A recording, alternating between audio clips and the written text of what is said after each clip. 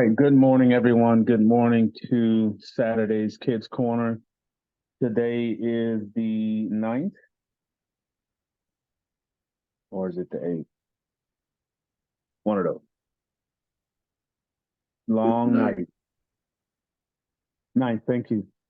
All right. So today's going to be a couple things mixed together simply because the request was put in. So today is actually the cooking class. I'm just going to do a chocolate chip cookie, one of my favorites. That'll be a little later. It really doesn't take long, but we wanted to hit on a few things prior to that. So last week we did the proper understanding of being a man, or the qualities of a good man. I hope that information was valuable to my young princess, not princesses, princesses, princes. I don't know. You get it. Use that information because, like I said, you may not know who you come in contact with. And if you're at your A1 best all the time, that's the way you'll be known. If you ask anybody about my reputation on this call, you're probably going to hear the same thing. You know, it's what you put out, it's what you present to people all the time. It can wave one way or the other, but if you are doing the right thing all the time, that's what you'll be known for. And again, us being the men, there's a lot on our shoulders. But today, I'm going to tackle the princesses. Okay, my young ladies. All right. Now, I may need to lean on some of my queens on the call because I'm not a female, but I've been around a few over my lifespan, and I've seen the things that I love about my queens, and I've seen the things that I cannot stand about my princesses that not yet have understood their queenship. So, that being said, the first part of this call is going to be for my young ladies. Okay. So, again, bear with me. All right. So, what is a princess? What is a little girl? There's a difference. Little girl is a child. That's all the way up to me, 16, really. Um, but there's other standards. You know, a child will play with a doll. Little girls play with dolls and things like that. Some teenagers play with dolls, which is cool too. Be the kid as long as you choose to be the kid. When you make it to a princess, which is, like I said, 16 or a little less, you have a few more responsibilities. And all of these responsibilities will stem from your queen. So you should be paying attention to your queen so that you know how to act and how to do and what you should be doing. But I have to jump on the first thing, um, just like I did the last thing with my young men, is hygiene. Hygiene is everything. And being a female, you have a little bit more on your shoulders than we do. But fortunately, hygiene is everything. It is the first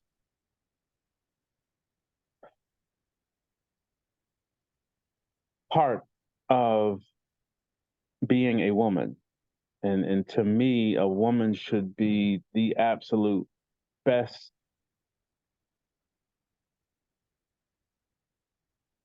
experience anyone could take in.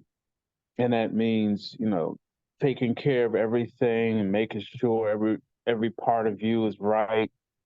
Your clothing should fit properly. It should not show your entire body. I don't know what is going on with this, where little little girls are wearing things that show their body, and that's dangerous because there's people out here that you may not think they're looking at you, or you may think they are. I don't know what it is about this whole movement to spandex and things that show off or leave open the tops and what have you. What I'm going to lean on most about my princesses is this: you have a lot on your shoulders. Number one, you are the next queens to be. Okay. So not only hygiene, but clothing has everything to do with it. You can still be, as they say, fine, cute, or whatever, and conceal your body. Okay. Um, it's the most precious thing on this planet next to your subconscious. But I have seen some things on little ones that should not be. It just should not be. Um, I know this whole move to being your own person, and you got this, what's the other one? All these different versions of such. I identify as that's the most craziest thing on the planet. That is for pedophiles. And I'm bringing up these things because a female is the target of most pedophiles. Okay, a pedophile is one that likes to look at little girls, young ladies. And if you make that available to them, they're already looking. Okay, so be mindful of what you put on your body. So when I say that, I'm not saying that you have to walk around in a quilt either. Like I said, you have to be mindful of what you choose to wear. Okay, that's the most important and main point that I could hit at, um, for the females. Okay, just like the guys, I can't stand to see the sagging, with the pants down, all that showing, uh, underwear and what have you. I'm seeing females do the same thing. Why? I have no idea. What that, whole mindset is trash, basically. And you don't want to be known as trash or affiliated with it. If you hang around females like that, then you catch that affiliation. Okay, so a princess, her job really is to become a queen of respect. And there's several of them on this call, that I can tell, and I really don't, personally know these queens, but it's the projection that I receive from them. Okay. And you want to copy that. A princess is basically the start of the family. So, like I said, you have a lot on your shoulders. It's so much more than you would even imagine. So much more. So, when you're little or small, that's the time to learn. That's the time to take in as much as you can, process it, and look it up. If you're hearing things that even I say, go look it up. Okay, you have to be ahead. This is why they say that the female is an adult at 18, because the mind is supposed to be faster than ours. I would beg to differ, because I know some 25-year-olds that act like they're 8. Okay, so that's really not true. It is a myth. And like I said before, an adult is 21 in my eyes, period. I don't accept the 18. Some people do. That's fine. But I say, me, you're an adult at 21. Take the time to become a young lady. Okay. Like I said, a female or a princess is the beginning of a queen. So there's a lot of work that you have to do. Most of that work is understanding, okay, nurturing, being able to be a loving being, um, caring. You know, we should all do the same thing, but you know, as a princess that will become a queen, has to be able to love, okay, and show love and teach it. This is why I have it, because my queen taught me. Okay. My mother made sure that I understood how to love first before you um, try to be someone you're not. You have to understand what love is. So, a princess is the beginning of a queen. So, what are the qualities of a queen? As I just said, most of those qualities I've just spoke on. But where I'm seeing a disconnect is the butting of heads of the princesses and their queens. Some of us have little ones that want to think they know more than mom. So I understand um, how that could come up to be because of society right now. It's pushing everybody to grow up real fast. Okay, you don't even get a chance to be a child. You don't get a chance to be a teenager. You don't get a chance to um, enjoy what it is to be a little girl. Everybody's in such a hurry to be a queen or an adult or what have you. Um, the qualities of a queen is, like I said, nurturing, understanding family, understanding what is important to you. Okay, don't get lost in the sauce. Um, the qualities are what you set. Okay, a powerful queen has all those qualities in check. A true queen is not going to allow any foolishness in her life or around her. Okay. You pick it up first because you're supposed to watch everyone. This is why most teenagers, princesses, get put on babysitting duty. It's not by coincidence.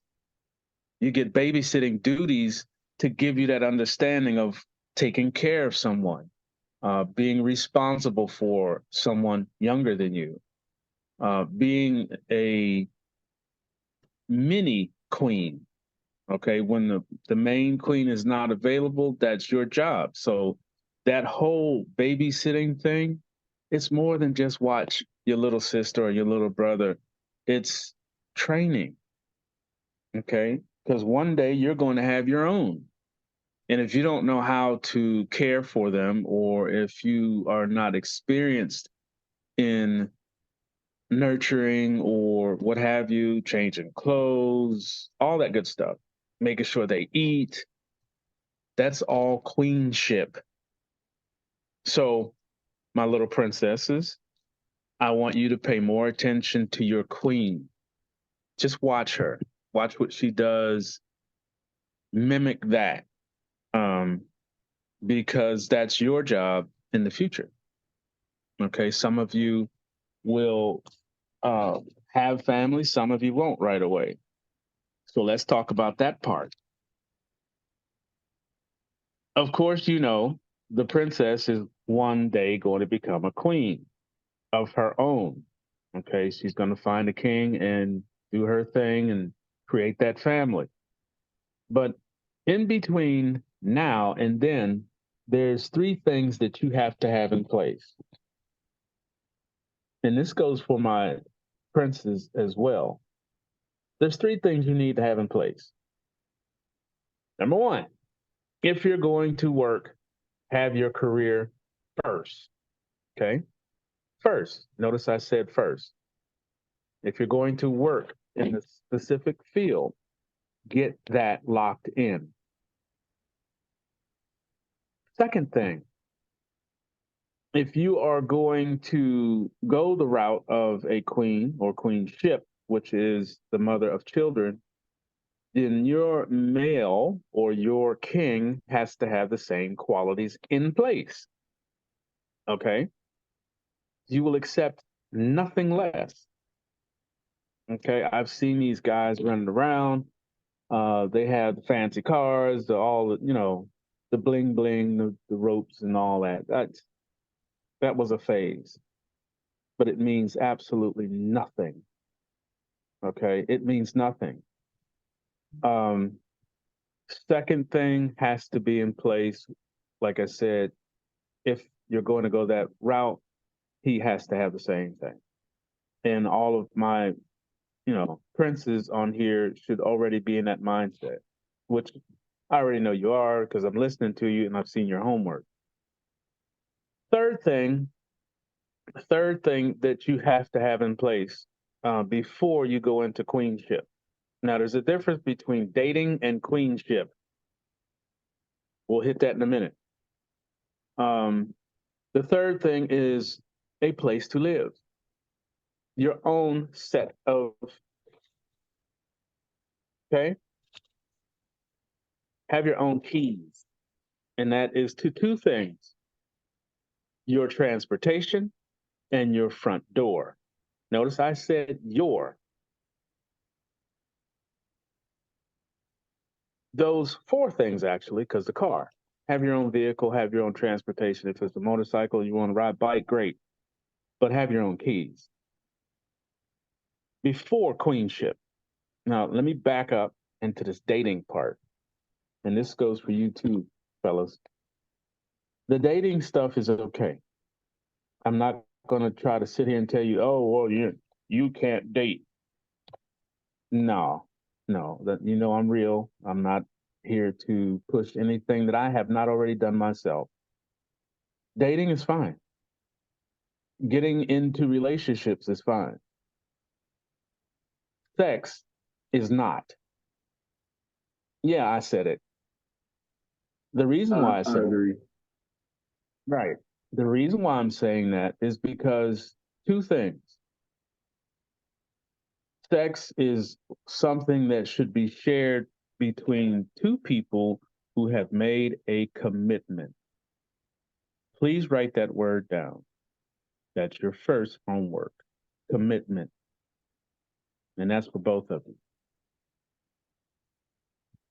Now, you can have relationships, you can hang out, you can, do your thing, go to the movies, go to dinner and all of that stuff. Bring them over, bring her over, meet the family. Let the king get a hold of this young man. And this is what a lot of people have not done because they're afraid that, if I bring him to dad, he's going to trip on him. He's going to do this. Yes. And he should. It's for your own protection. Okay. Because I'm going to tell you, which I really don't have to tell most of you, that I'll say a lot, not most, a lot of young men do not respect females or princesses at all. You are an object. You're a trophy. You're somebody to say that, oh, yeah, I got her. What kind of title is that? So relationships can be fun. They can be part of your knowledge base. They give you the opportunity to watch this young man and see what qualities he has. If he doesn't have any of the qualities that we talked about last week, move on. Don't try to change him because he's not going to change. It's going to be difficult, yes, to find somebody like your friend here, but they're out there. And if you are paying attention and he sees that you are paying attention to what he's doing, what he says, how he acts around you, I assure you he will make sure that he's doing the right thing. And you can also tell him, don't try to change him. Watch him first, see what his qualities are. So again, a princess, like I said, you guys have a lot on your plate on top of the things you're trying to do. You got to watch these guys out here because I'm telling you, it's not it's no game. Okay. Well, remember I said you have to keep your head on a swivel. That means you have to watch everybody all the time. Period. No exceptions. Everybody. Watch them. Listen and think. Should I be in this car with this individual? Should I go over a house where they're having a party and there's no adults? Should I, meet up? There's a lot of that too. Some of my own family member got caught up meeting up with friends. That's the oldest trick in the book. Okay. Like I said, everybody is after you. Everybody. Let's just be real with it. From age 10 up, there's people out there looking for you. Okay.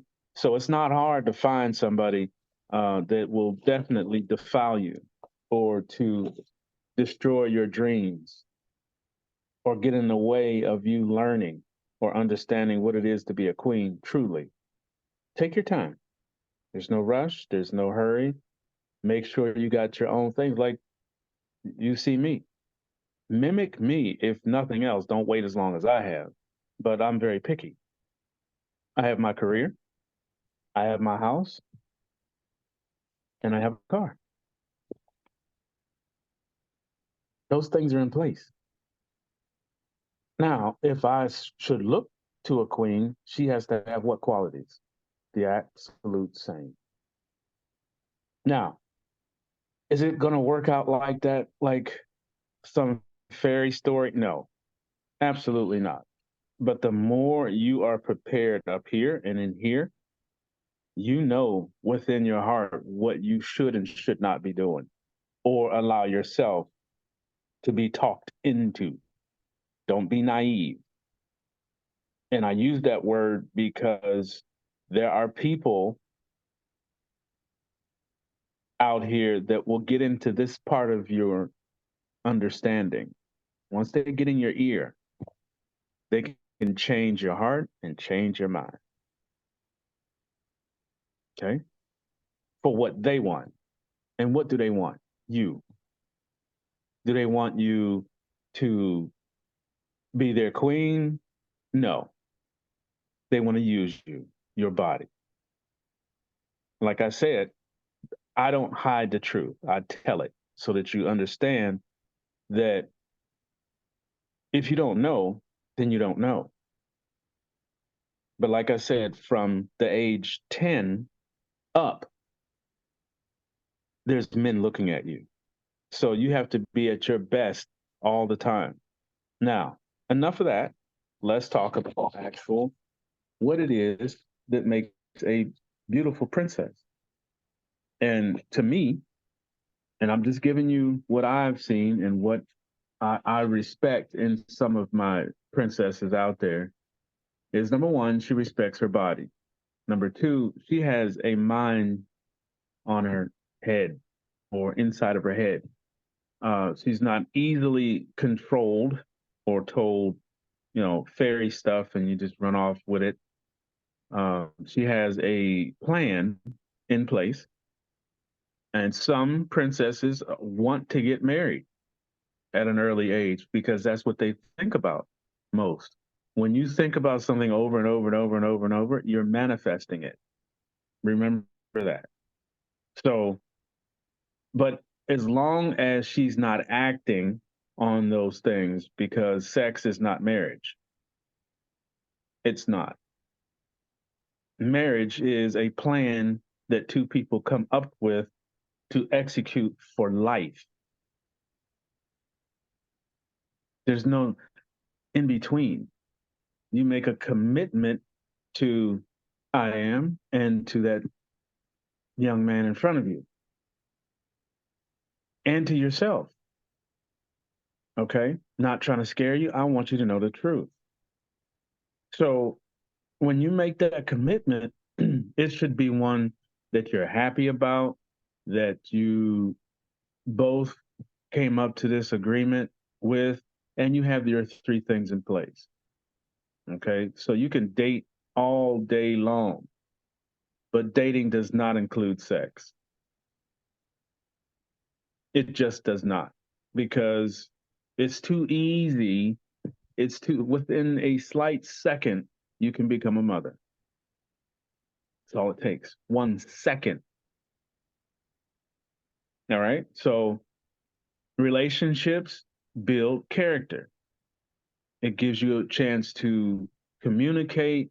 You can, go on um, different adventures, like, go to the first off, it's going to be going to the movies, going to the dinner, going to eat, going to concerts, if that's even safe anymore. But things like that, going to the Christmas lighting show or whatever.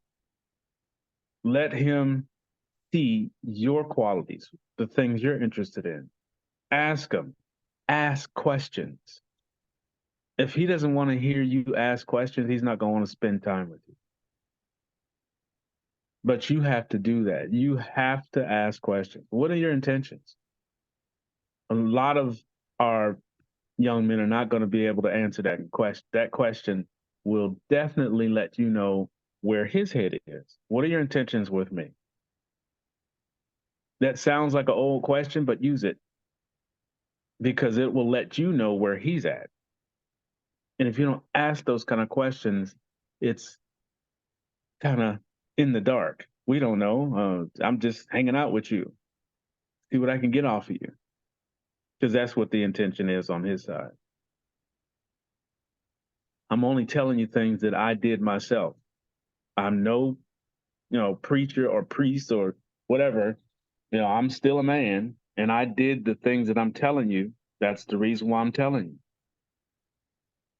I didn't hurt anyone, and I don't have any children, because sex was always last with me. But you're not going to find me out there. They're going to want that first.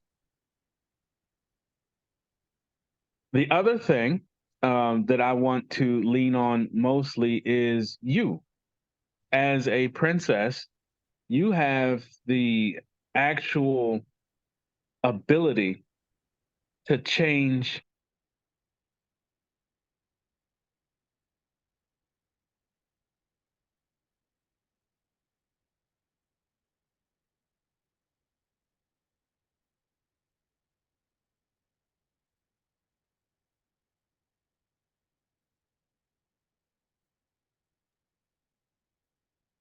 Mr. Lewis, I think you just went on mute.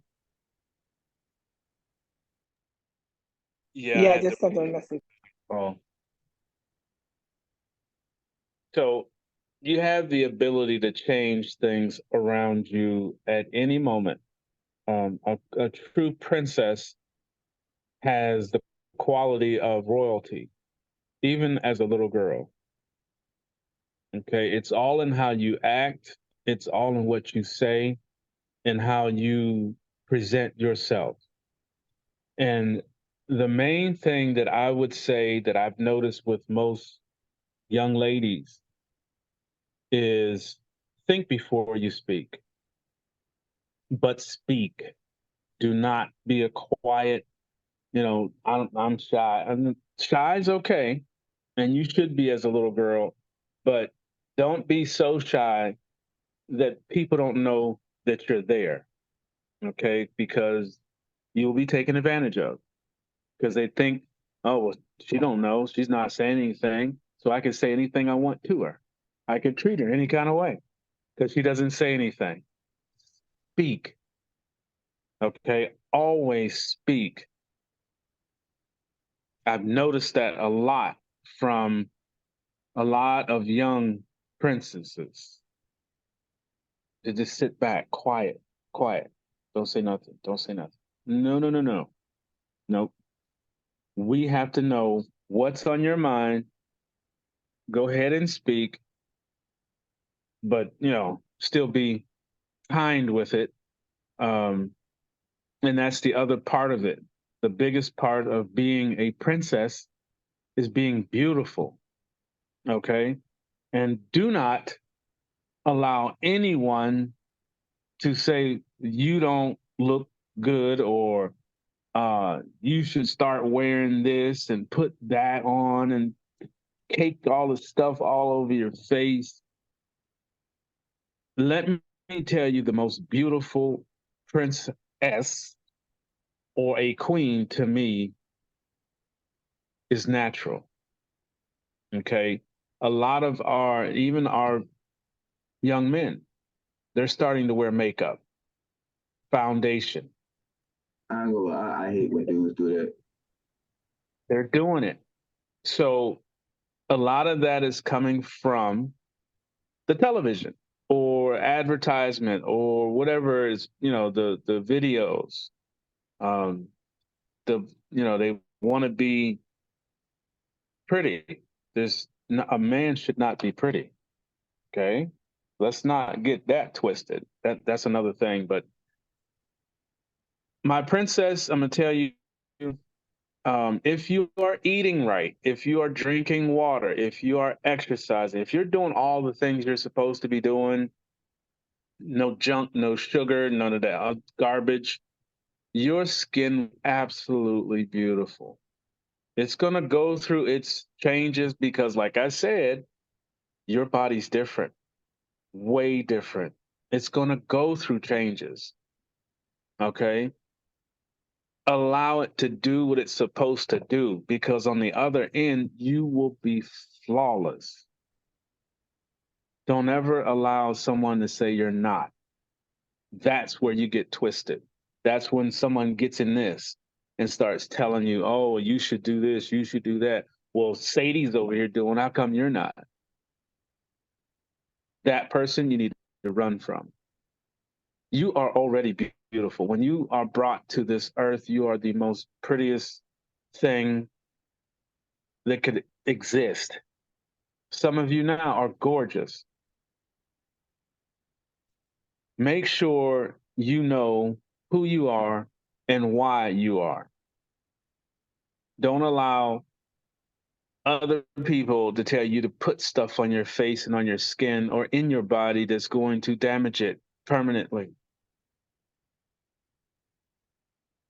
There's a lot of stuff going on with injections and augmentations and fillers and lip this and eye that and butt this. God didn't make any mistakes. Your parents didn't make any mistakes when you were created. You were perfect. Stay that way. Do not get into this stereotype that a woman is supposed to look like an hourglass or is supposed to look like a clown. No offense to those who wear makeup, but some people don't need it. You're already naturally beautiful. So be proud in who you are and what you are. You are a queen in making. Okay.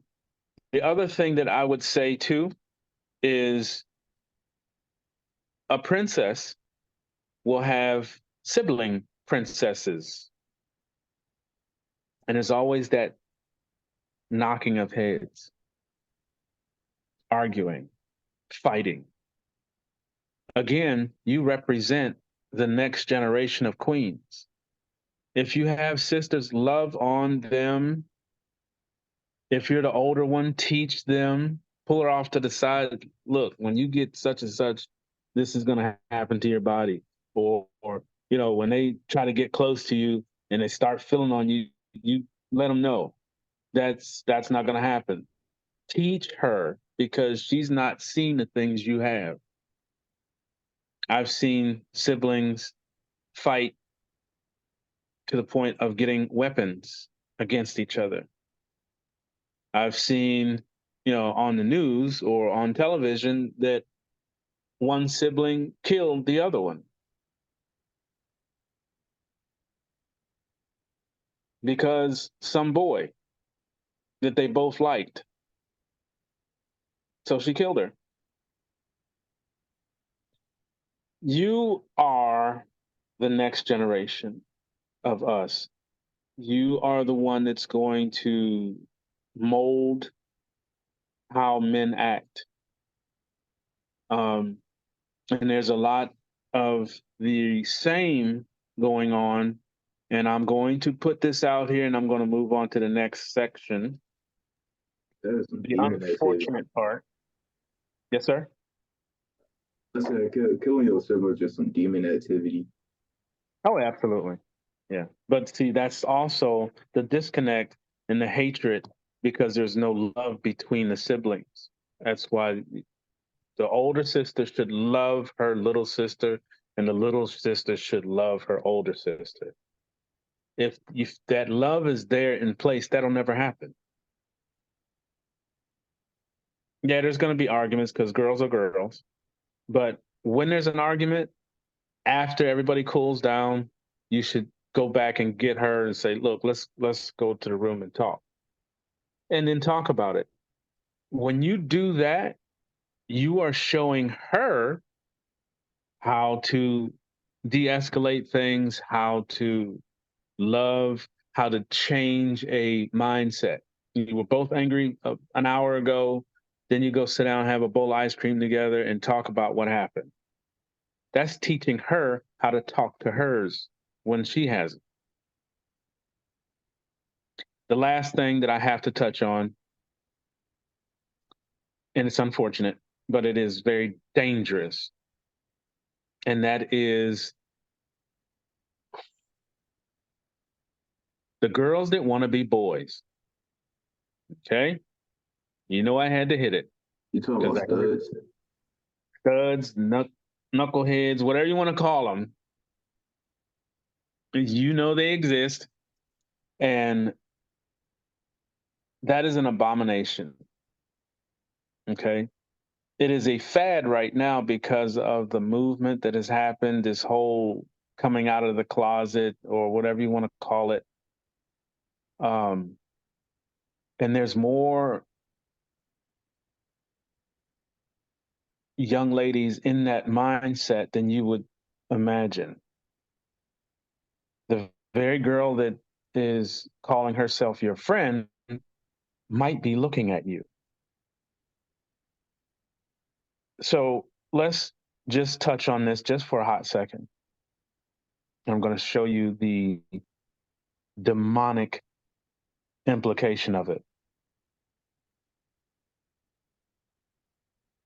I've already told you that the young black female's organs are the highest on the black market. So there's a group of people that target young black females because of their organs. There's also a group of people that target young black females because of the fact that if they can get rid of you, that means there's no more of us. That group is known as studs, females that are trying to be a male, trying to act like one, all that foolishness. And what they do is get in your ear. They tell you all the things that they want done to themselves, but they want to do it with you.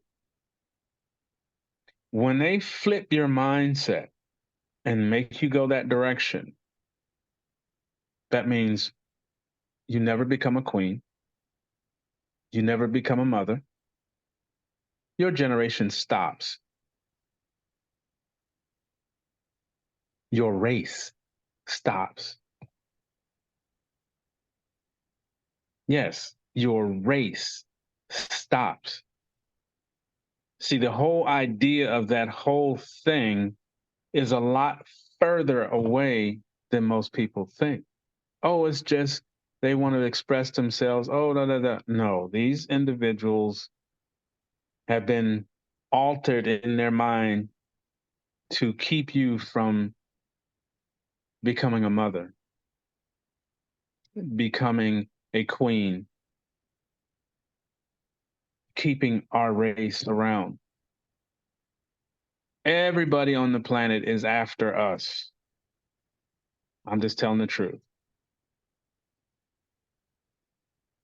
We're not wanted here or anywhere.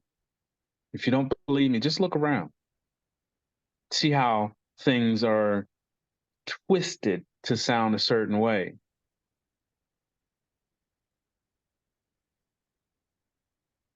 How many die on a daily basis?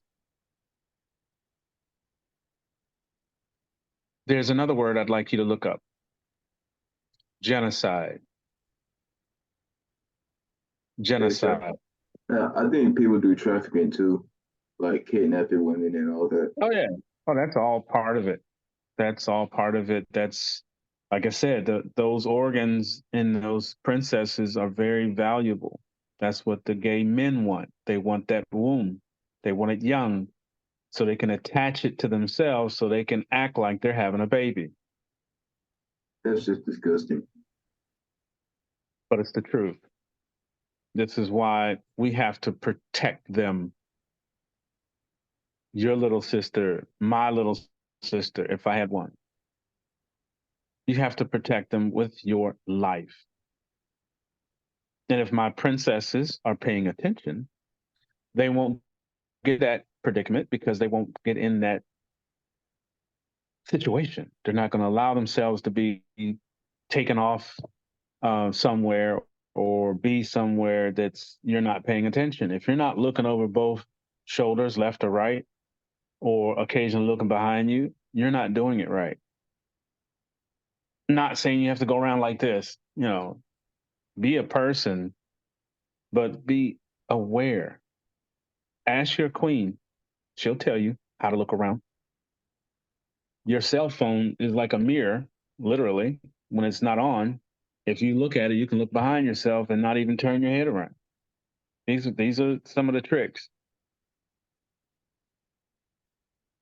Or you can go on live like this, and you can see behind you, and you're talking, but they think you're talking to the screen or whoever it is you're talking to, but you're actually looking behind you. Okay, these are just some of the things.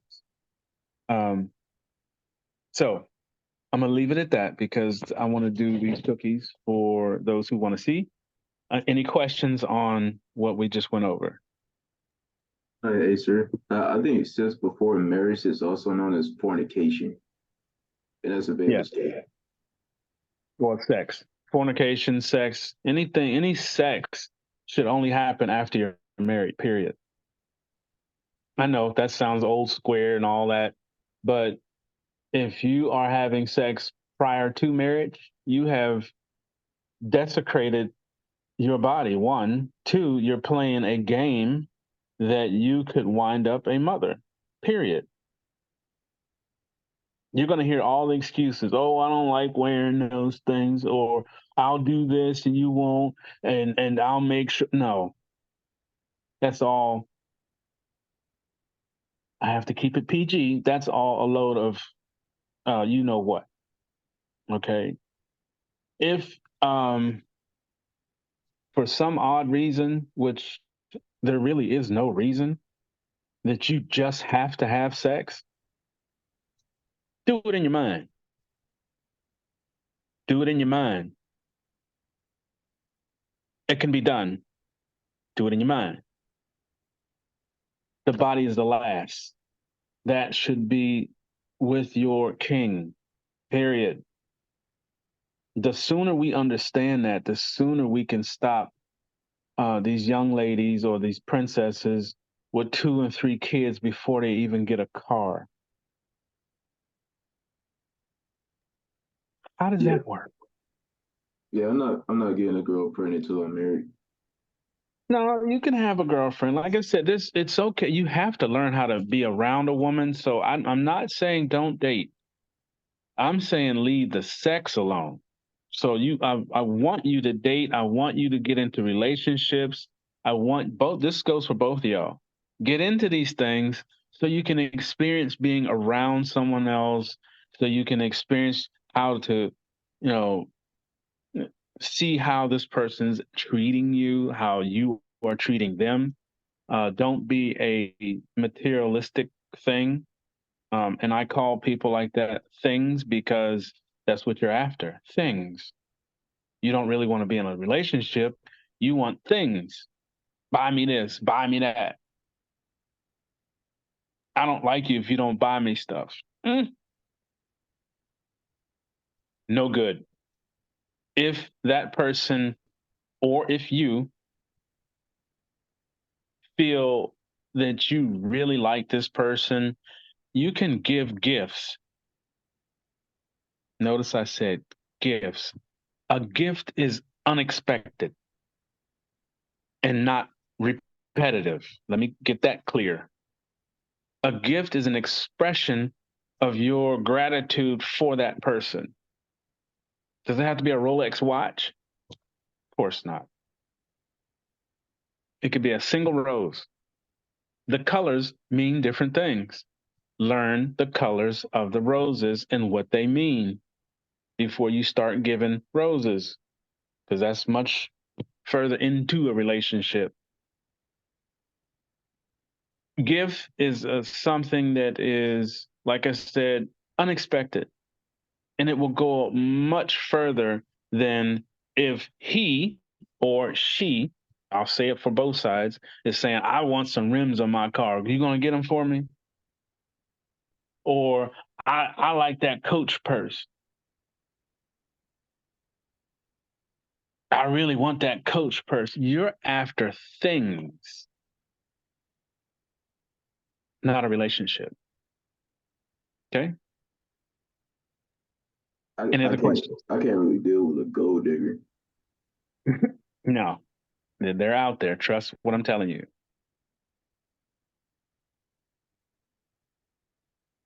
Anybody else?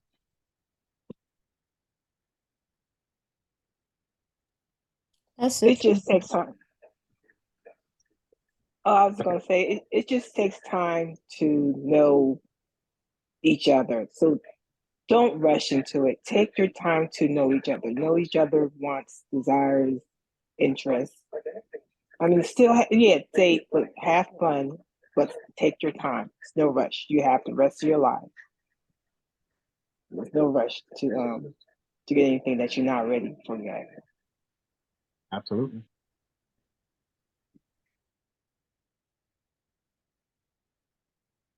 I think that was Jaden.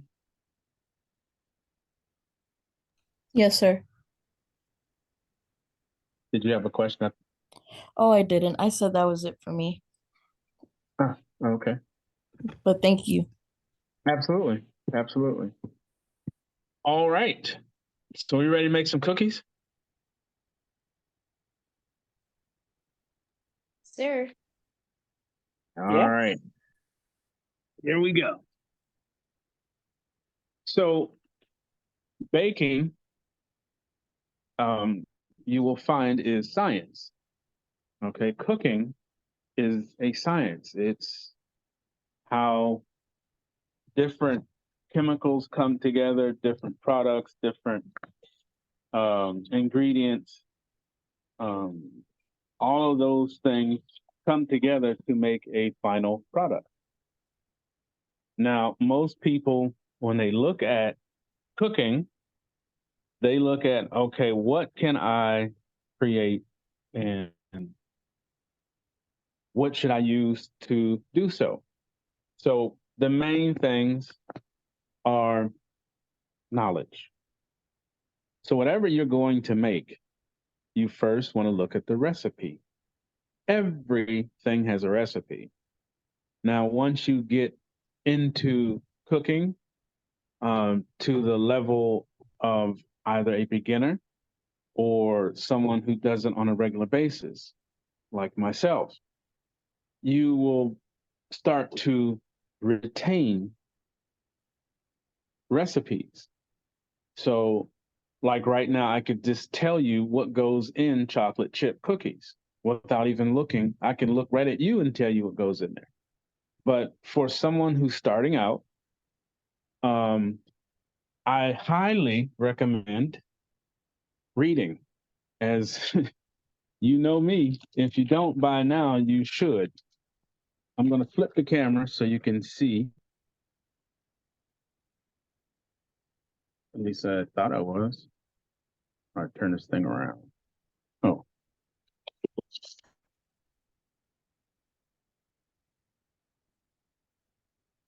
I'll figure it out sooner or later. All right, there you go. Most, if not all, packages, chocolate chips or white chips or what have you, it's going to have the ingredients, what's on there, and it's also going to have, turn the bag over, a recipe right on the bag. So you don't even have to wonder. And that goes for pretty much all chocolate chips. Okay. If you turn the bag over, you will see a recipe. Okay. There's the recipe on this side. So even if you don't know how to make cookies or whatever it is that you're trying to do, there's always going to be a recipe. Okay, so what goes in cookies? So I'm going to show you. Let me flip this around and we'll get started. So we're going to need some butter.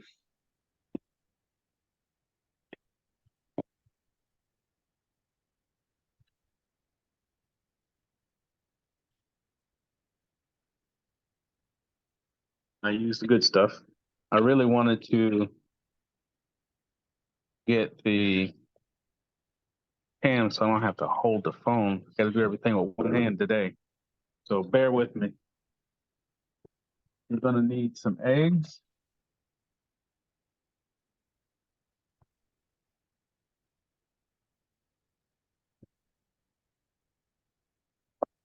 Two eggs. You're going to need a little cream.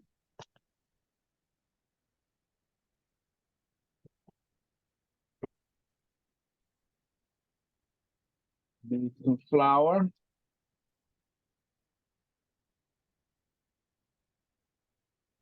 Sorry for all this camera stuff.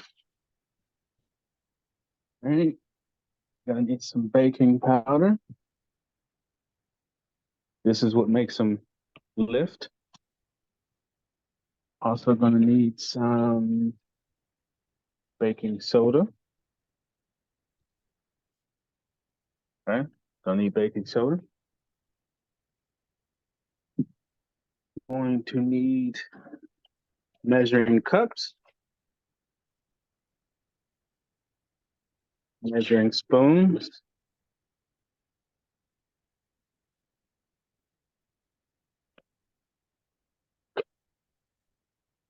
and you're gonna need a mixer.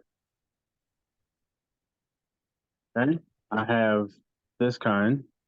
You can do it with a hand mixer. You can even do it with a spoon and a bowl.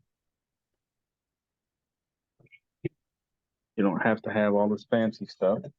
You can literally do it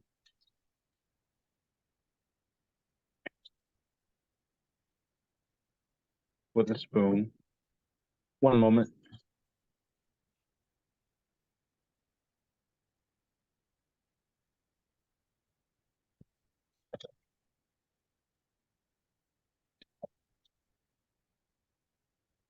Fight me.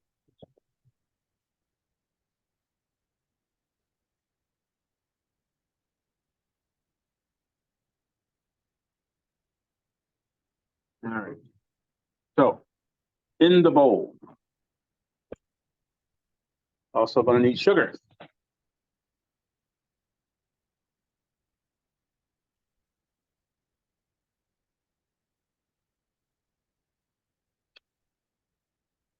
Brown sugar.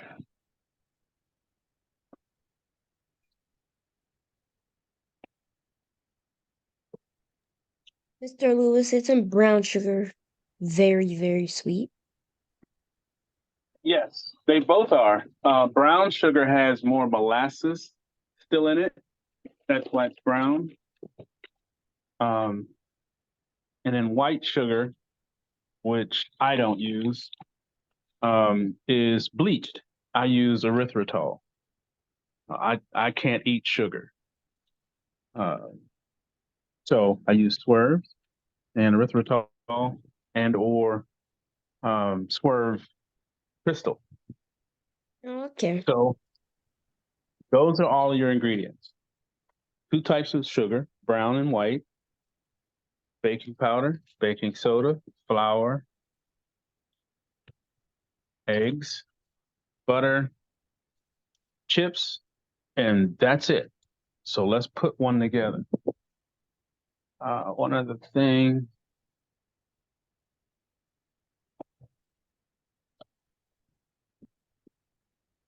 A shortening. I use both butter and shortening simply because it makes the cookie spread. Okay. So let's get it. All right. Bear with me because I have one hand to hold the phone and one to measure with.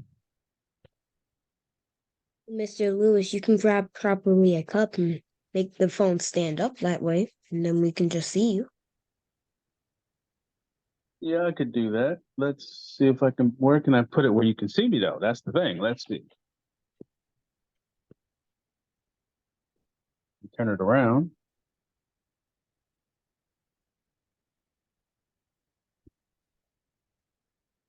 How's that? That's good. Good. That is good. So I'll just say it out loud what I'm doing so you can at least hear it. So first thing you want to do is put the butter and the shortening and the sugar in the mixer and make a cream. Okay, you want to cream them together. So that's what I'm going to do right now. 1 stick of butter.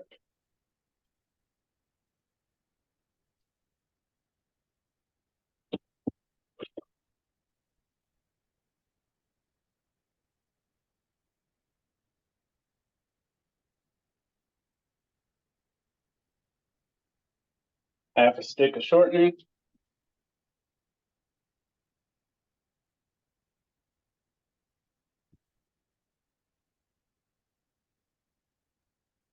What do you say at a stick of? Shortening. Um, Basically it's grease, more or less. Cookies are not good for you, that's for sure. It's a oil, more or less. Okay, that's in there. And we're going to do our sugars.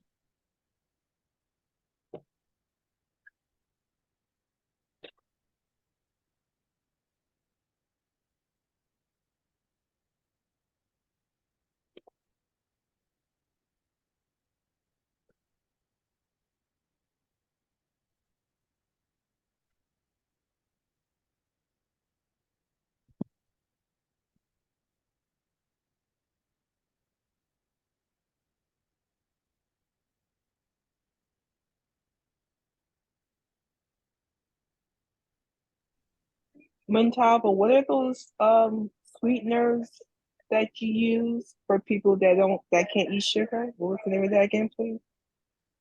Swerve brown. Swerve brown. Okay, let me try that. You can use erythritol. Oh, with the okay. Take a picture of it now. There you got it. Yes, I got it. Thank you. Okay. And And it's there's good. another one. The other one is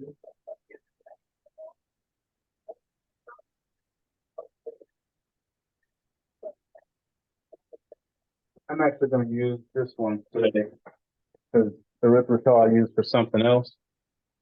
I'm going to Okay. use allulose. Baking It's strictly for baking. plant-based sugar. Okay. Plant-based, yeah. Awesome. Yeah. Those So are great. that's how you don't wind up with one of these. Yeah, right. I'm gonna try it next time I bake. Thank you. Yeah, so baking, as you know, is all about sugars, and sugars are really not good for you. Most sugars, especially the regular kind of sugar, I don't have any, I don't put it in my house because it's actually poisonous. Um, you have been lied to. White sugar is created uh, to do two things. One, get you addicted. So if you like sweet things that are made with white sugar, you're addicted to sugar. So yes, you're an addict. Isn't that horrible? Um, the other thing is that white sugar is actually poisonous to your body. It creates diabetes. It creates inflammation. It creates the destruction of your nervous system. It does a lot of bad things to the body because it is a slow poison. And most, if not all of us are addicted to it. Some of us find out early what it does to us, like yours truly, and you have to get away from it or it'll kill you. So Don't it clog your arteries too? it does everything bad to the body. Everything. Yeah. So is brown sugar better for you? Or is just all sugar not All, good? all sugars are not good for you unless they are made from a plant. Okay, so you have sugars like erythritol, allulose, you have monk fruit. There are certain fruits that create sugar from. So if you like sweet things, I would seriously recommend looking at trying these different sugars out. Most of them are just as sweet as regular sugar, but they don't do the damage on the inside. It's what happens when you eat it is the problem. And sugar is in everything, everything. So this is the other reason why I cook, because I create everything I eat. I had to, either that I would not be here. So it just worked out that way. I can make anything I want to eat, anything, including ketchups, because ketchup is the worst. They actually put cardboard in ketchup, just so you know. I didn't know that. Yeah, I didn't either. There's a lot of things, like I said, if you read, if you take the time to learn, if you pay attention to what's going on around you, you'll find out what they do. And a lot of the stuff that they do is not good. Okay. So I study food because that's my thing. I love to cook. You can ask anybody that knows me, I cook everything and anything. If I want it, I come in the kitchen and make it. Or if I don't know how to, I'll jump online and find out. All right. So brown sugar, equal portions. If you want my recipe, I'll give it to you. I just won't put it online. White sugar.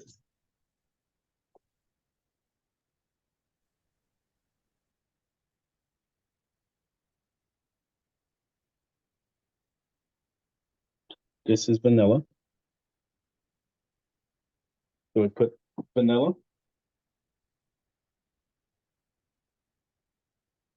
Always shake your Excuse me, vanilla. Mr. Lewis. Does vanilla extract count? Yeah, vanilla extract, that's what that was. So you can make your own vanilla too, if you care to do so, but it's very expensive. I make mine once a year.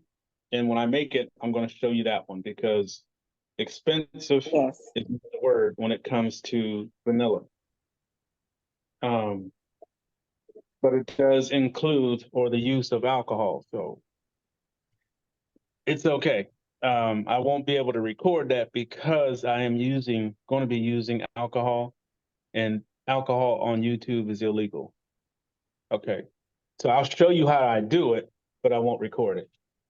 Excuse me, sir. Yes, sir. Can we also get the recipe like written down in the chat? Yeah, absolutely. What I'll do Yeah. is I have your email address from your homework assignments. I'll email it to you. Appreciate it, sir. That'll work. All right, so I'm going to stick Yeah. this in the mixer. This is all just the sugar and the oils and the vanilla. I'm going to get that going in the mixer.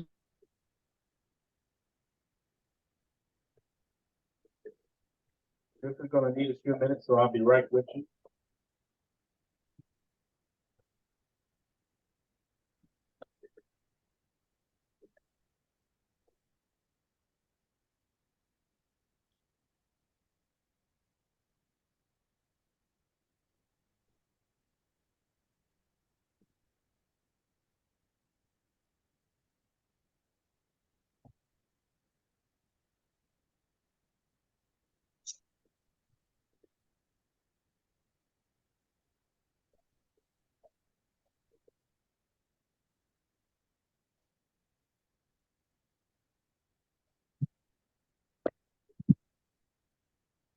All right, so we're going to let that go a little while.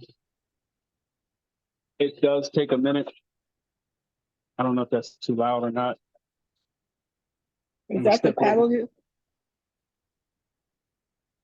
I'm sorry, Gonzalo. Is that the paddle using in your mixer? The paddle attachment? Yeah. Mm-hmm. Okay.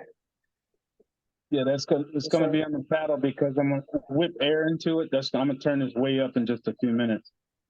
Right. So it's gonna be really loud. Um, and I'll explain what that is. Basically, when you put the two fats together with the sugar, it's gonna create an emulsion. Emulsion is when you combine two things and then you get an air into it, built into it. It's gonna fluff. And that's what makes your cookie soft. 1 second.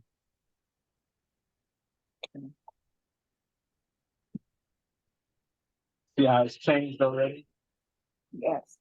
And how long you let it mix? Oh, it'll be at least 3, maybe 4 minutes. So I'm gonna turn this up so that it's gonna change. See what it looks like now? Yeah, it looks perfect. So when I turn this up, it's gonna change.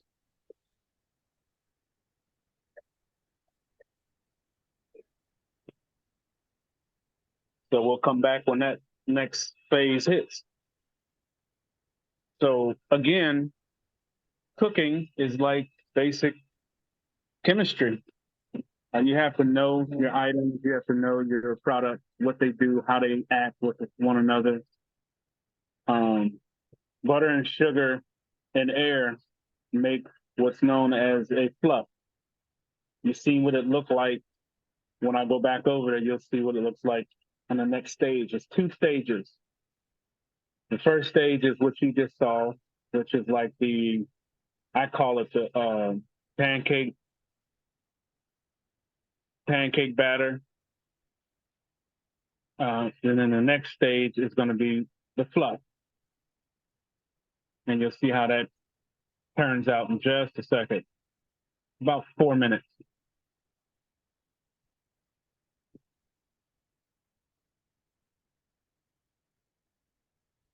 Oh yeah. Of course, you want to preheat your oven.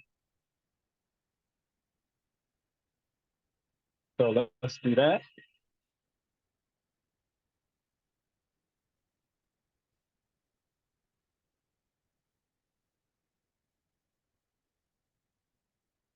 Most cookies bake at 350. So mine happens to, when I turn it on, is already set at 350. And I'm just going to hit play. So it's starting to preheat to 350. All right, so I'm going to get my pan.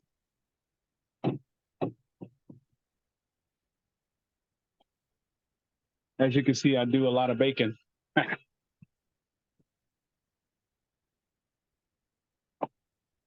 All right, so my pans I use are non-stick, um, simply because how much oil you saw go into the batter.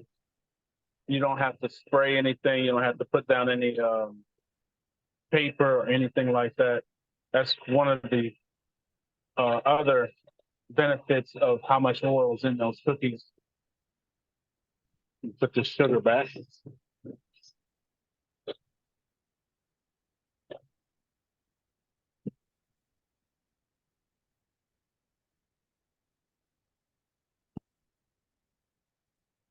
So that's preheating. All right.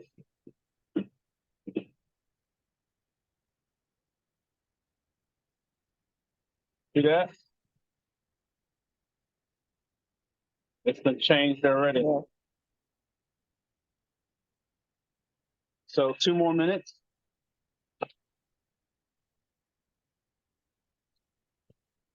Two more minutes, we'll add in the next ingredient.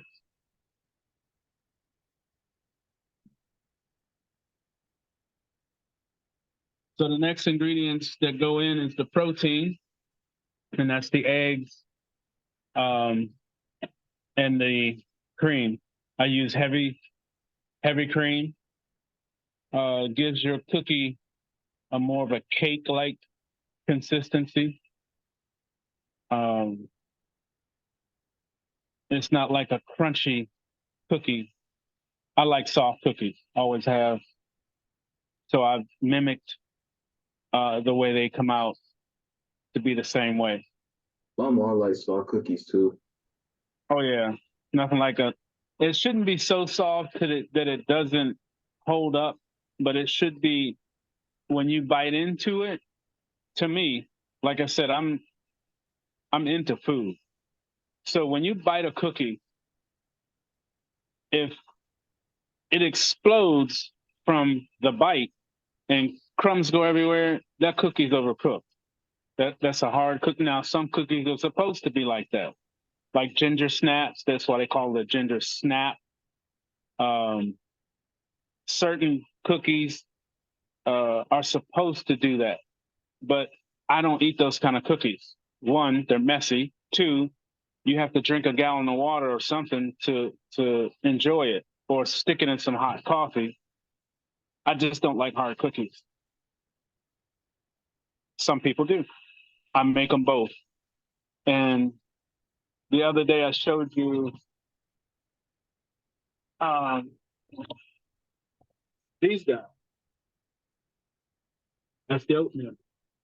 Now, if I take one and I break it, you notice how it just barely, it's soft. And that's Yeah. the way a cookie should be to me. You said those are oatmeal cookies, right? One more time. You said those are oatmeal cookies, right? Yeah, that's oatmeal, raisin, and cranberry.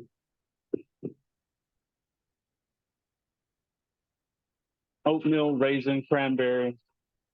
Yeah. And flaxseed. Okay. I think we're there. Let's go over and look at the difference.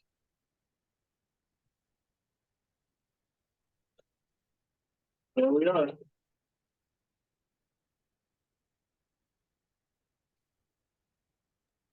That looks nice and creamy. All right. Yeah. That's called If I could fluff. say that. Yes. That's called fluff stage. So from here, it's even going to grow a little further. So we're going to add in these 2 eggs and this milk. Let me get my little measuring cup here. Let me switch around so you can see what I'm doing. Where's my milk? I'm missing the other cup.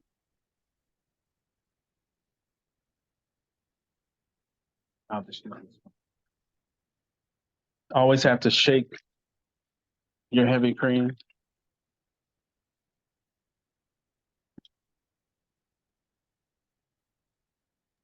I thought that was milk for a second.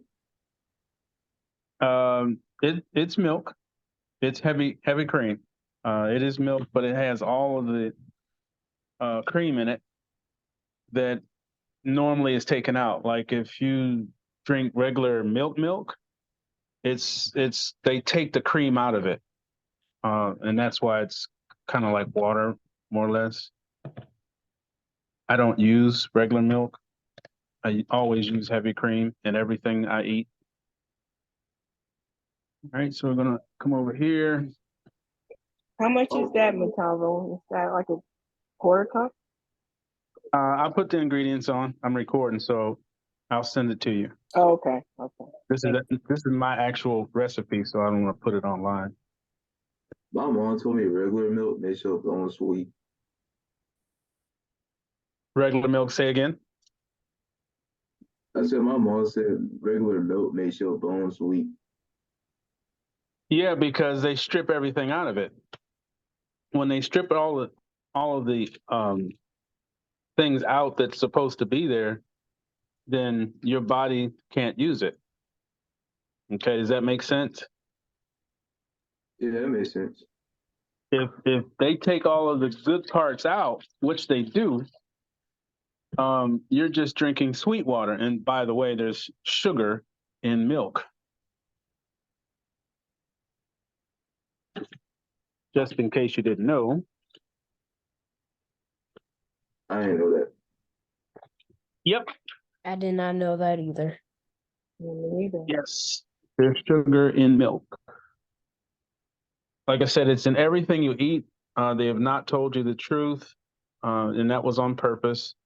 They want you addicted to it so that they can then later get you on medications because you now have a disease known as diabetes.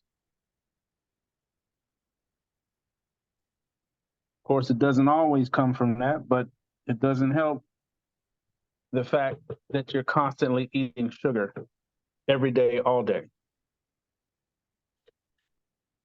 So we'll put that back down. Take this to the next fluff level.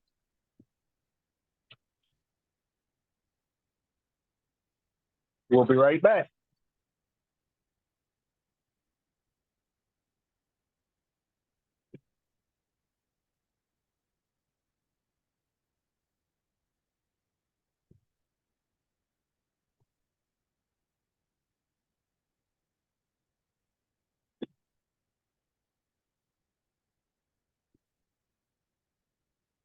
That takes about maybe a minute, minute and a half.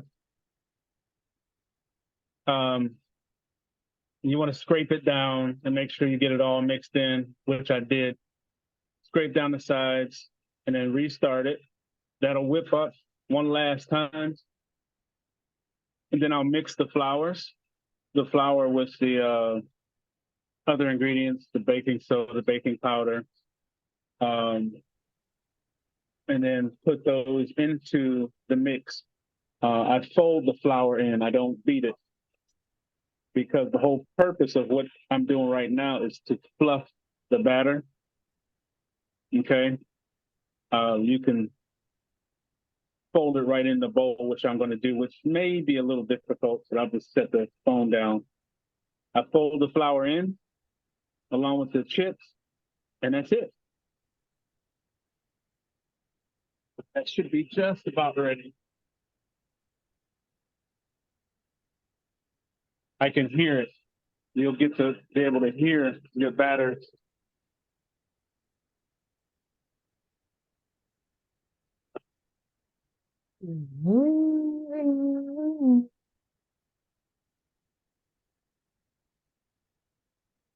See how fluffy it is? Mm. Looks even more like marshmallows than last time. Say again? It looks like a marshmallow this time. Yep. That's when you know it's right. So we'll take this off. I'm going to put the phone down.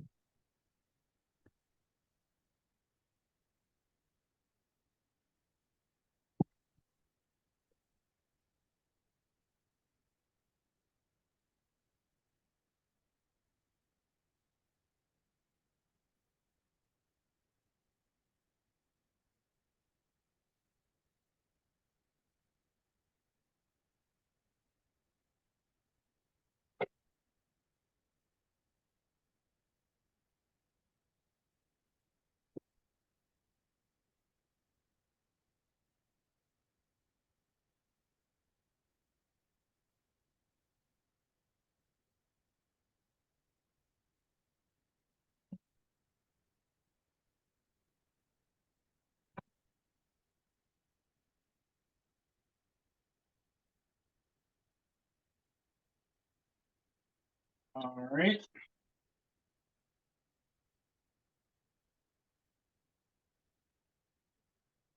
So in goes my salt.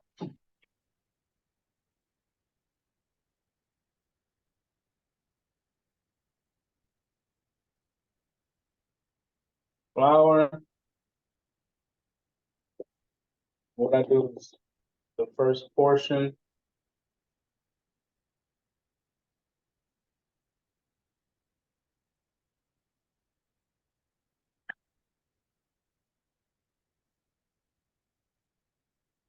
Just a level. Notice I didn't mash it. It's just shaken to the full measurement. The next one, I'm gonna add in my baking powder, baking soda.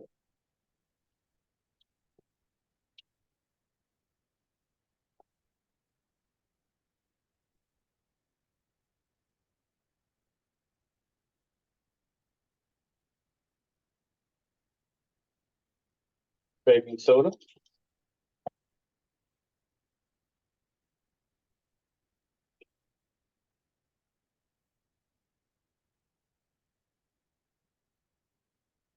Baking powder.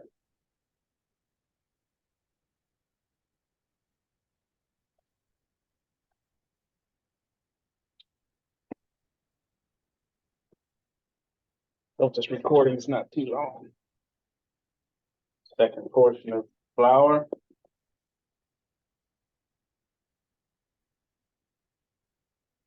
Bake it to a level.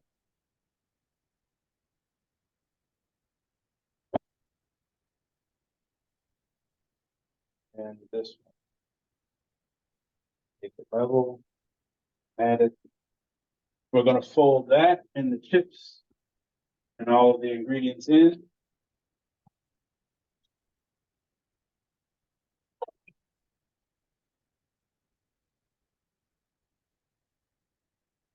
And these chips are basically sugar-free. The company that makes them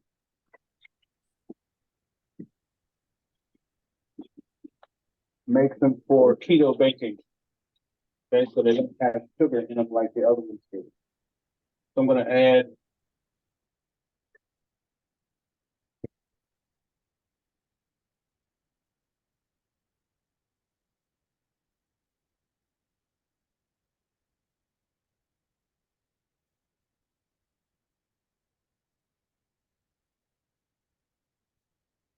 a little bit of oatmeal.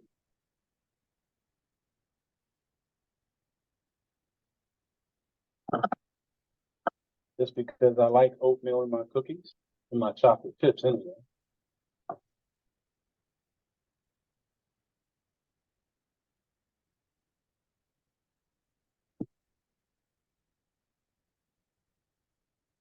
One of those. Half of it, mix it in. Where is my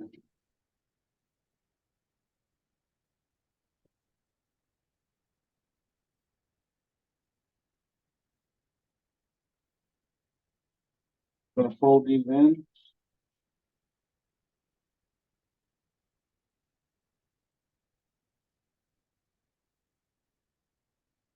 Just so you can see.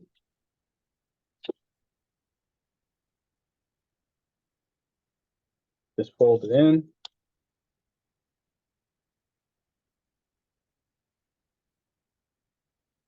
Fold from the bottom up.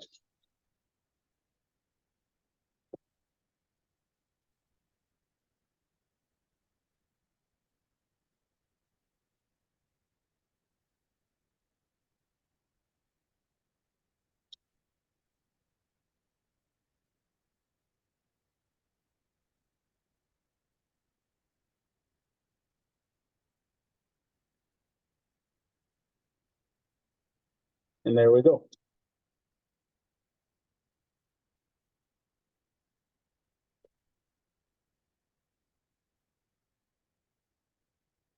That's the consistency of a good batter. It should stick on the spoon. Okay, if it falls off, it's too wet. If it stays there, you're good. So we'll go from here to the scoop.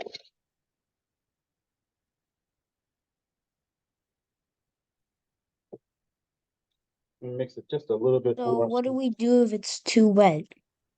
You add a little bit more oatmeal, not flour. Just a touch. If you don't like oatmeal, then you would just add more flour. But the more flour you put in it, the more you're going to get that explosion when you bite it, which I personally don't like.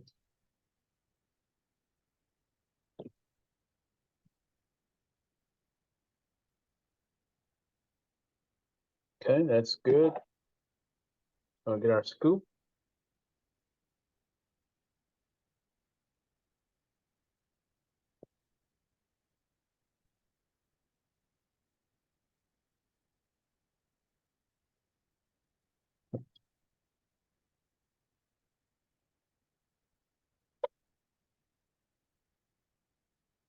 All right, so I'm going to switch this around so you can see it.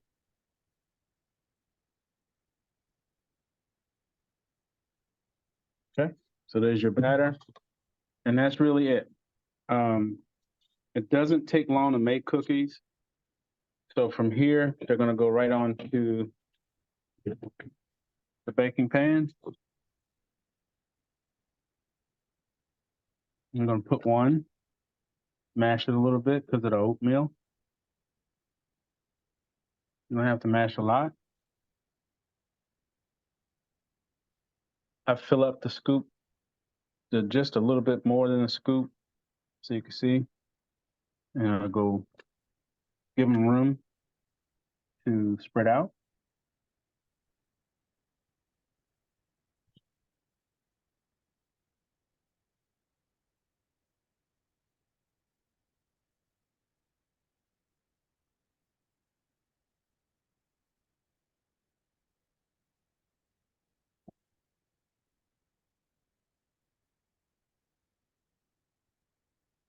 Mash it down a little bit.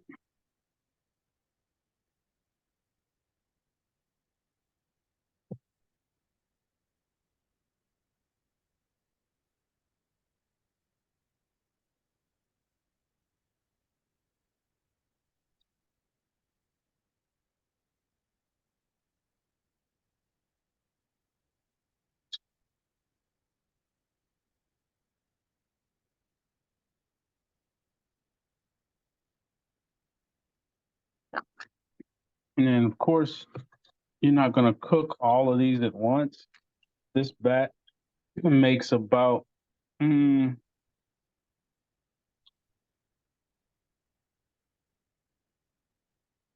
maybe 20, 15, 20 cookies. Of course, my oven didn't turn on like it should have, so I need to wait till that gets up to temperature. And what I'll do is take any questions while that's doing its thing. Any That batter questions? kind of looks like ice cream. Yeah, it kind of does. That's when you know it's right. It should look like ice cream. It should have body to it. Like I said, the oils with the butter and the shortening are going to keep it to where it'll spread out once that heat hits it. That's why the oven has to be preheated. I thought it started, but it didn't. So it won't take long to come up to temperature. And then what I do, like I said, if you're not going to cook all those cookies, let me come over to my chest.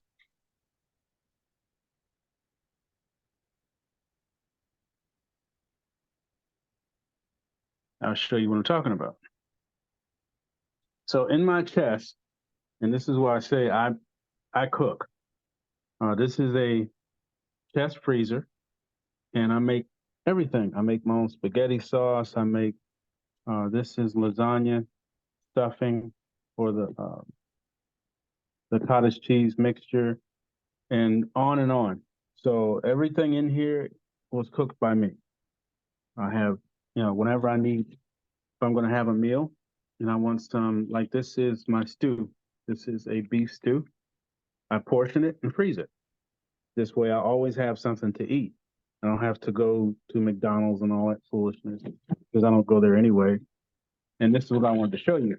So what I do next, or what I'll do with the rest of that batter, like I did with the other ones, I scoop them, I put them on a paper plate, and I freeze them. So now when I want cookies, I just go to the freezer. See how that works? I can have cookies whenever I want to. Well, the store's open or closed. And that's part of making sure you are prepared. Give me 1 second here.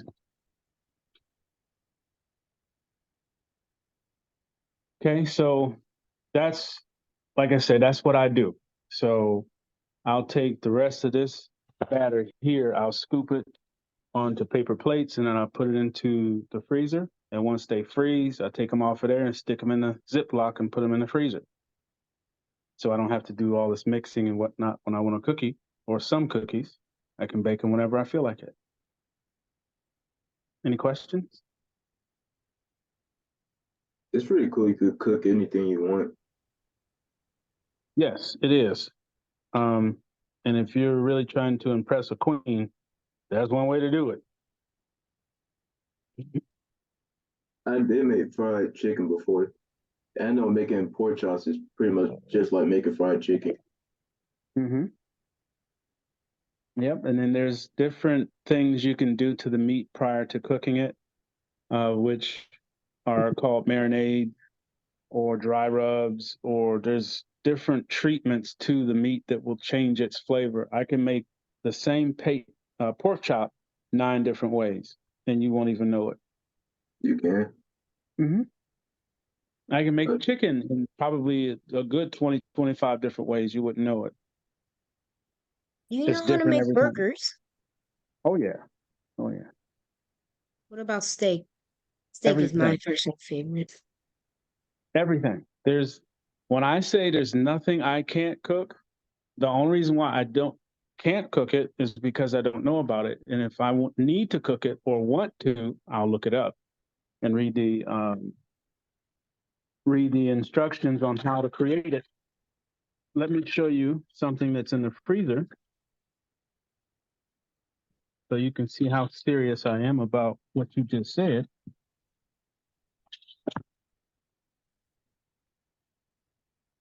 See that right there? yeah. That, Yes. my beauties, is called a prime ribeye. It is probably one of the best steaks you could put in your mouth. I keep them on hand. And here where I'm at, they have farms where they grow this beef. So it's extremely fresh. It doesn't go to the giant packing stores or what have you, or the packing companies. That meat they grass feed it. They humanely treat them. They humanely butcher them, which is they put them to sleep. And when they go to sleep, they go ahead and butcher it. So it doesn't remember dying. Food will carry on vibrations. Okay, so most chickens know they're going to die. That's why a lot of people are afraid because they're eating a chicken or eating chicken that was scared to death, literally. Energy is something. It goes into the bones, it goes into the flesh. That's why I only eat things that were humanely slaughtered. But everybody doesn't know these things. This is what, my gift is, to share knowledge and to help you do better. Because the more you know, the more you understand how things work, the more you participate in the right side of it. So you may not go to KFC, or you may not go to churches, or whatever chicken conglomerate you have there. You may source or look up and find where chickens are humanely slaughtered. Okay. And that's, like I said, they put them to sleep. There's a way it's done where the chicken doesn't know it's food. most of your big companies, they don't care. Like Purdue and all those other guys, the chickens know exactly what's going to happen to them, and they're scared to death, and that carries over into the food. Okay, almost there. 295. Almost there. I did not know about companies putting them to sleep first. That's what made me stop eating steak. I mean beef, to be honest, Mm-hmm. because of that. Because That and yeah, the way they treat them, the food that they make them eat makes them grow fast. They chemically inject them with all types of antibiotics. You know, most people would take an antibiotic for an infection or for whatever issue that they're dealing with to get rid of the situation. Well, chickens, beef, pork, turkey, they're all injected with antibiotics. Okay. So if it's in the meat and you're eating it all the time, you're always taking antibiotics. All right. So when you go to the doctor and they say, okay, well, because of that infection you got, we're going to put you on some antibiotics. And you go get the antibiotics and start taking it and nothing happens. You know why? Because you're already on antibiotics. right. Mhm. So what do they use to put them to sleep? What chemicals they use for that? There is several chemicals that are not a chemical. One of them is a sleeping agent. It's the same one that they put in the Euthanize? out. Yeah, the same thing. It's the same. It's specifically designed for that. Let me stick these cookies in real quick. Okay, so they go in, see what they look like now, right? Yes. So let me turn the light on. So when I show you what they do, we're gonna count. I think it takes about 11 minutes. Sometimes it really depends on the house temperature, the temperature of the batter. Sometimes the temperature of the batter is pretty cold. That milk was cold and the eggs were cold, and so was the butter. So it might not. It might take them 11 minutes. But the knockout is the same as they use when you go into surgery. Just like you don't know that someone is cutting your body wide open and doing things inside of you, they have no idea. They just go to sleep and that's it.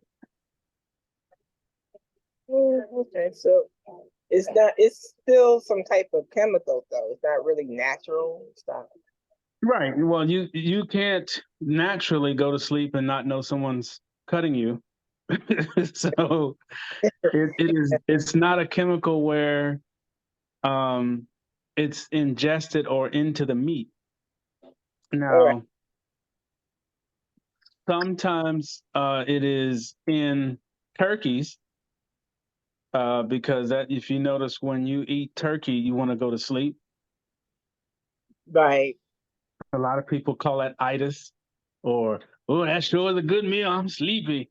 Well, it's not because of that. It's because it's in the meat. It's still there. So they, it's more humane to do it that way.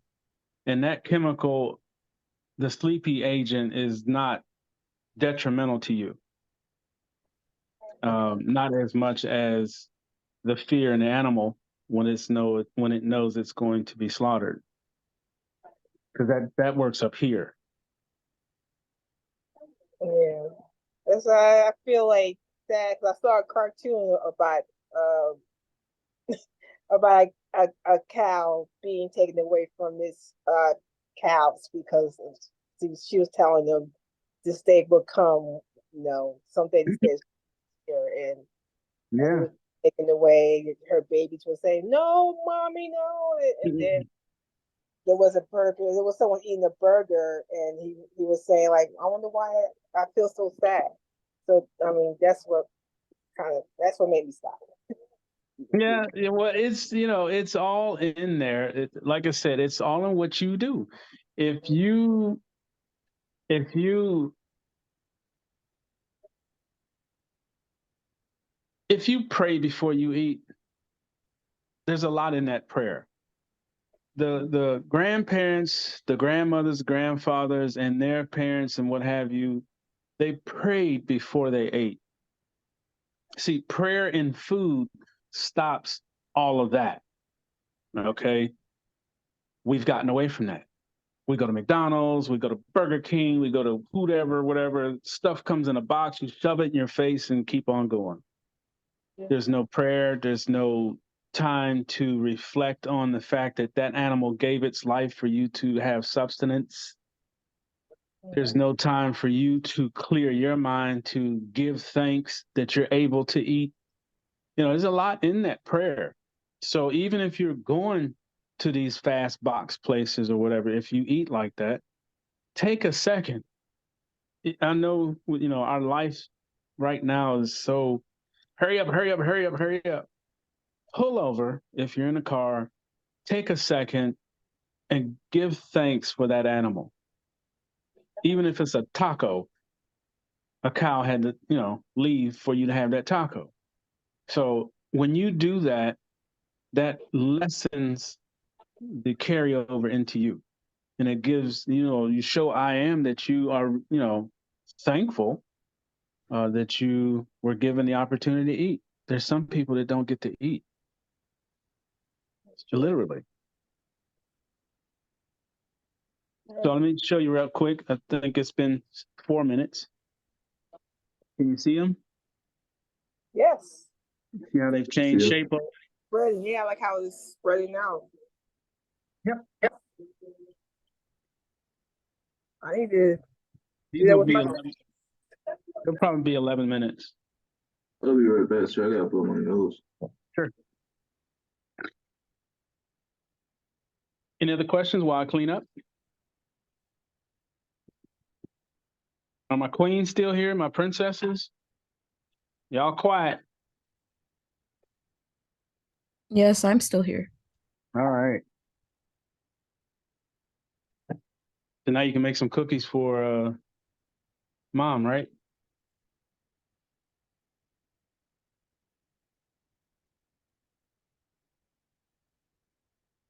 Nobody's answering.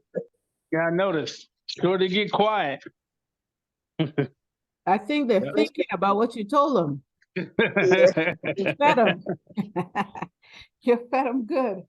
They're thinking. That's a beautiful thing. Yeah, they think about it. Thought is all part of it. The more you do it, the better off you are. I have a question for you, but it's have to be maybe on adult class. Just something you said that I'm like, I need you to elaborate more, but not now. Not in front of the kids. I mean, is it? It's not that bad, is it? Well, I mean, I don't know. I don't know how you'll see it, but Ask the question. They'll learn from it. you sure? Get ready. I'm always ready. Come on now. All right. So you made a comment and you said, look, do not have sex, which I completely 100% agree. I push that every day to my children. You wait until marriage. It is sin. It is fornication. We're going to do this thing the right way. If you have sex before marriage, it's not going to work, period. It just doesn't work. I don't care what you do. I don't care how loving it is in the beginning, whatever. So you then went on to say, have sex in your mind. My question to you is, what do you mean by that? Because that sounds like sin too. All right. Not really. Yeah. Sex in the mind is being able to connect with a person intellectually. It could be conversation. It could just be just thinking. Just like right now, I'm going to show you how that works. So wait, let me say that. Let me ask this. You did not mean masturbation. No. Thank God. I'm no, going to give God some praise. I'm putting myself on mute. No. Give me 1 minute. No, that's even worse than the other, but no, that's not what I meant. Exactly. Okay. Okay. So I'm going to give you an example, and Mhm. everyone can do this. I'm going to show you just how powerful the mind is. And this is one of those things that I usually do on the health call when I have new people to teach them how to use their mind. So, everybody, just close your eyes for a second. Clear out all of what you just heard today. Clear out everything that you were thinking about, whatever it was. Just clear it out of your mind. It should be blank. The only thing you should hear is my voice. And in my voice, you're going to hear a request of you to visualize with your mind. Okay. That's being able to see a picture without seeing it. Okay. So I'm going to say to you 4 words, and all I want you to do is to say, I see it when you see the picture pop up in your mind. So just relax.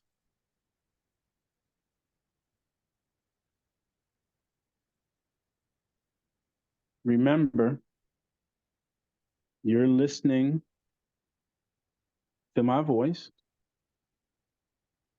I'm going to give you an image to see without seeing it with your eyes. You're going to see it with your mind. This image is going to be in full detail at every level. This image is going to represent a picture that your mind has created, either out of memory or the name of that image. Relax.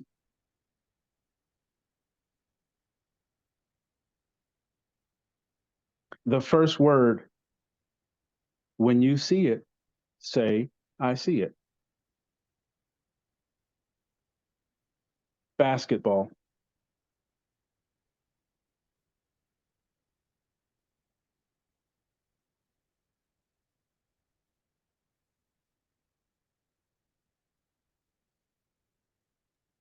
I see Christmas it. tree.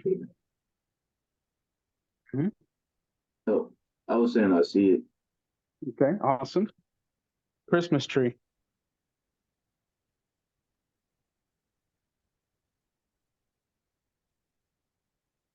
I'm seeing that now.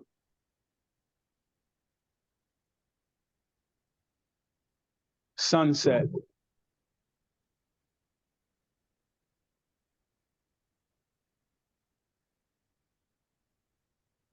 Yeah, good. Pizza.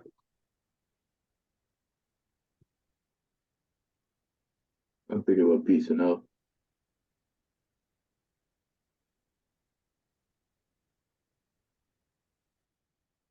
All right, this last word is going to be one that you're going to see all the details down to the smallest little thing.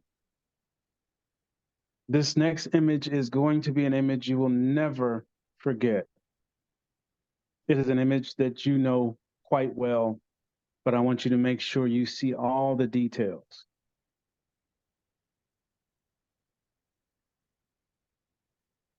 Are you ready for your last word?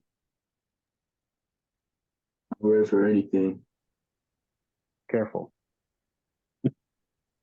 The last word is you. That's going to take a few minutes.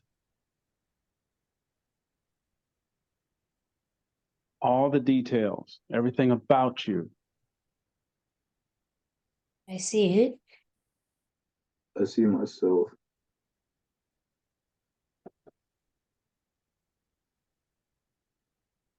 Okay.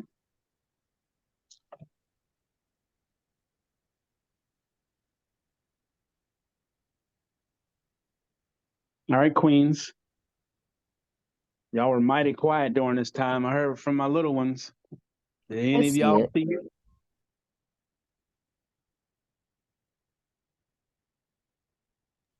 I see it. Myself in the future with my son. Absolutely. See you. Definitely see it. Now, the question was, how do you use your mind?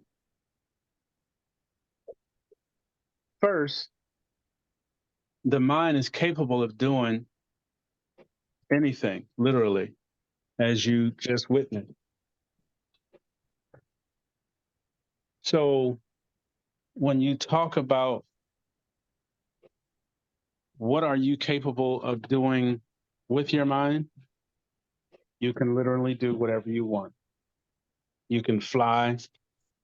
You can see yourself floating above surface of the ground. You can see yourself in space. You can see yourself underwater breathing without trauma. You can see yourself doing the industry that you wanted to do or want to do. You can already see yourself doing it. Like if you want to be a dentist, you can see yourself working on someone's mouth. You can see anything you choose to see if you use your mind. You can see yourself accomplished as a mother, as a father, with your own family, feeding a baby. You can see yourself working on an engine, reaching for tools. You can see yourself riding a motorcycle next to me.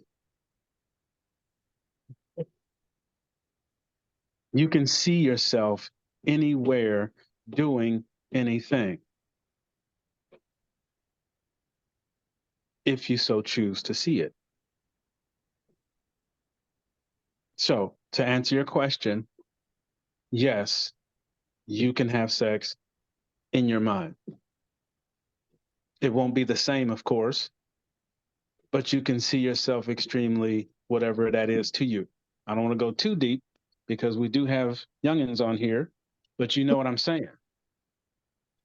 So, to use your mind would be to deflect going through the physical.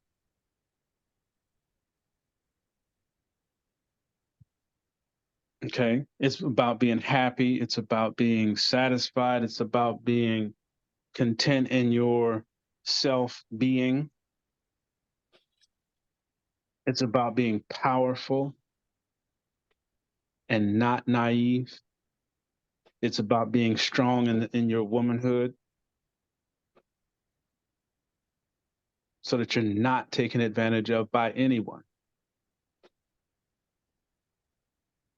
including your friends. Because trust me when I tell you, if your friends don't have someone talking to them like me, they won't have your best interest at heart. All they'll know is, oh, well, Sadie's doing it. Let's do it too. What are the consequences? So I hope that answered your question.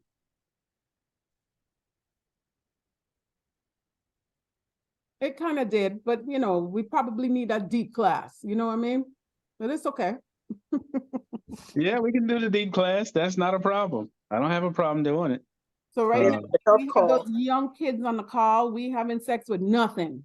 Let's leave Right, that of part course, right there. of course, Yes. Not, Oh, not your absolutely. toe, not your finger. You hearing me, kids? Nothing. I don't plan on having sex or anything until I'm married. Oh, Good for you, That's the young man. best. good for you. That's the best. That's the best. You know, like I said, I'm not a preacher. I'm not, somebody who I can't throw stones. Okay. I was not always who I am, but I had to learn how to be the best I am that Yeah. you see. Yeah. I learned a lot. My mom had told me I got the gift of preaching. That's an awesome thing. You know, it's definitely an awesome thing. It's dedication. That's total commitment. So, like I said, I speak from the things that I have done. So I can't speak 100% abstinence because I didn't practice it, but I saw the hurt that it created, including in me. So now I speak against that or with it because I know what happens to people Yeah, that don't practice it. exactly. Okay. So, Word, right. like I said, I'm no preacher, so I'm not 100% clean, but I am because I can speak the truth about me. Okay. And whenever anything that I bring to any call or any person that I speak to, I'm bringing me. Hopefully, you can learn from the mistakes that I have created. Notice I said I created. Yeah. Because you create the issues, the whatever, all the things that happen to you and around you, you create it. That's why we're called creators. All right, so let me show you the finished product here. They came out while you guys were drifting, and there's your cookies. And now, of course, they need to cool off. They'll drop a little bit. Right now, everything is super hot, so it's puffed up still. They'll go onto a cooling rack, and they'll sit for maybe 25 minutes, 30 minutes, and you got cookies ready to go. All right, I'm going to stop the recording. 1 second. I know it's like crazy long.